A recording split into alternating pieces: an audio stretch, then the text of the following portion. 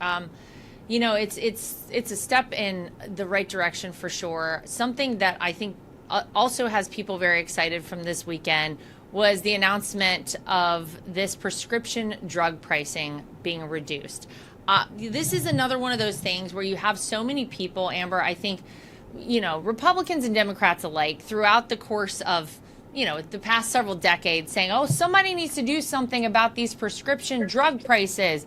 And no one ever did anything. Well, Donald Trump is doing something. He signed an executive order so that our country has the most favored nations policy applied to us, which means that if you have a country out there like Germany, for example, paying, $80 for a drug, but here in America that drug is $1,000, guess what? We're getting it for $80, folks. Supposedly this is going to really, really make a dent for people. And I remember going out on the campaign trail in 2016. I remember going to Iowa, and I will never forget this. There was a woman I met at a pizza ranch. That's what they're called. They're all over Iowa. If you live in Iowa, you know what I'm talking about. I was at a pizza ranch, and this woman came up to me crying, saying, your father-in-law has to get elected president. If I didn't live with my son, I would not be able to afford my prescriptions. I certainly wouldn't be able to afford my diabetes drugs, and I would not be alive right now. This, Amber, I think is going to help so many people, but I'll tell you what I'm waiting for. I'm waiting to see how the Democrats spin it around and say, this is a bad thing for America. What do you think, Amber? Yeah, I'm sure they'll come up with some reason to oppose this. And there's even some free market libertarian types who don't like this executive order because they're like, oh, well, we just need more competition in the pharmaceutical space. And that's nice, but it's overly idealistic. That type of approach does not work for the healthcare industry and specifically the pharmaceutical industry for a couple of reasons. I mean, first of all, a lot of these companies, the way that the IP works for these pharmaceuticals, there really is no potential for competition. And also, healthcare is an inelastic good, right? People can't decide to just not purchase medicine when they need it to survive.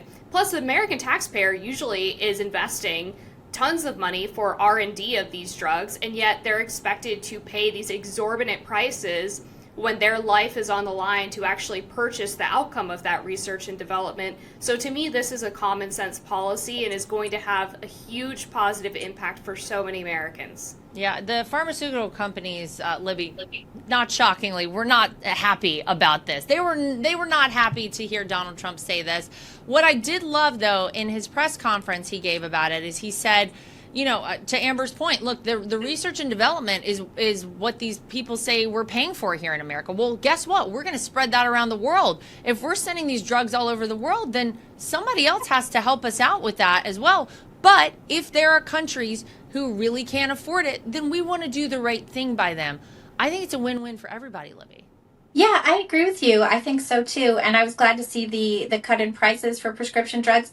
But there's another aspect too of Trump's healthcare plan that I think is equally as exciting, and that's bringing on Casey Means as the Surgeon General nominee. Yes. And what's great about her is she wants to get all of us off these drugs. She says, if you have conditions and you really need pharmaceuticals, okay, but let's really tackle a lot of the root causes of the chronic disease and illnesses that we have. You have people with like a half dozen medications, one of which is meant to offset the side effects of the other. And that's not a situation that I think Americans should have to be paying for with their lives or with their pocketbooks when they have to buy these prescriptions. So I hope that we can see some real common sense initiatives coming back to, the Surgeon General and being given to Americans for getting their health back in order. This is For full shows, live and on demand, it's Salem News Channel.